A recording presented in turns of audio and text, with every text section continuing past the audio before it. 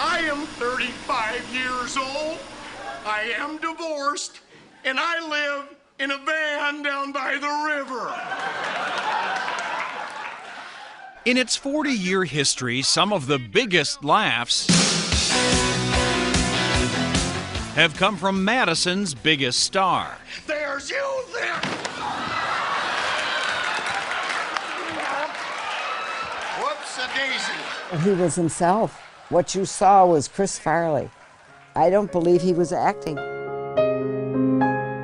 Born in Madison in 1964, Chris was a cut-up practically from day one. He just wanted to make people laugh. He did anything for it. It was going to be an interesting ride with Chris, but we all thought, like, what is this guy going to do in life? You know, what's he going to do? With Chris Farley.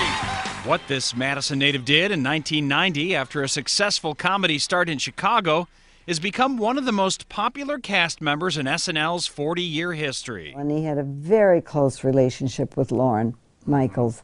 His mom and brother Tom look back on his life and career, success that surprised even him. Chris would always say, "This isn't happening to me. This is amazing. This is amazing." Uh-oh, pump up the jam. Yes. He said to me once, he said, you know, Tommy, you know, you gotta, it's all about risk. It's like the next thing out of your mouth could be the funniest thing in the world, or it could go over like a fart in church. And you don't care. You just say it. Hi. Welcome to the Chris Farley Show. Tom says a lot of his brother's most memorable SNL sketches were pretty darn familiar to Tom from their childhood. Did you see Die Hard?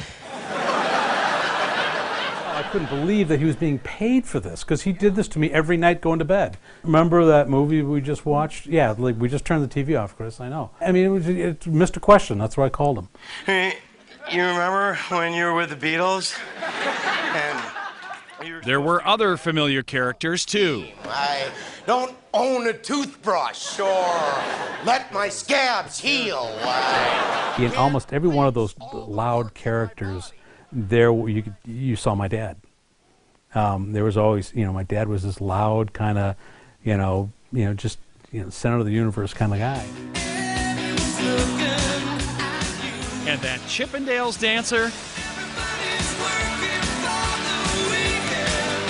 Tom had also seen that character long before Chris was famous. My buddies would nudge me, it's like, look at your brother. And he'd be all on the dance floor with his shirt off, whipping it around to some, piped in music. So when I saw Chippendales dancing, I'm like, well, I've seen this act since I was 10 years old. His mom will never forget her reaction. That was the first show that we had seen. And I looked at my husband, Tom, the tears are rolling down my face, and it wasn't from laughter. I thought, oh, he's going to lose his pants on national television. Oh, my Lord, I'm going to have to wear a bag over my head wherever I go. I was just stunned. But it was a classic. I love Madison. I love Madison Theater. But there was something they both cherished even more than seeing Chris succeed on TV. When Chris was back home in Madison, getting Chris back to Madison and going to a Badger game or, just going, downtown, that's what I miss the most, is when we were all home here. He loved Wisconsin. He loved coming home. His Midwestern upbringing, that foundation of a fun-loving family, was a big part of Chris Farley's success. He was so good with people. I mean, you walk in a room, he was like a lantern on the back porch with moths just would come to it. Sadly, after a long battle with addiction, in 1997, at the age of 33, Chris died of a drug overdose. Today, February 15th, would have been his 51st birthday. Unfortunately, he didn't come through, but he tried. He tried very hard. I think about him all the time. He's always there. He's always part of life.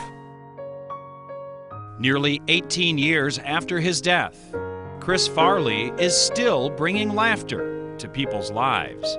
What do you miss most about Chris? Everything. Everything.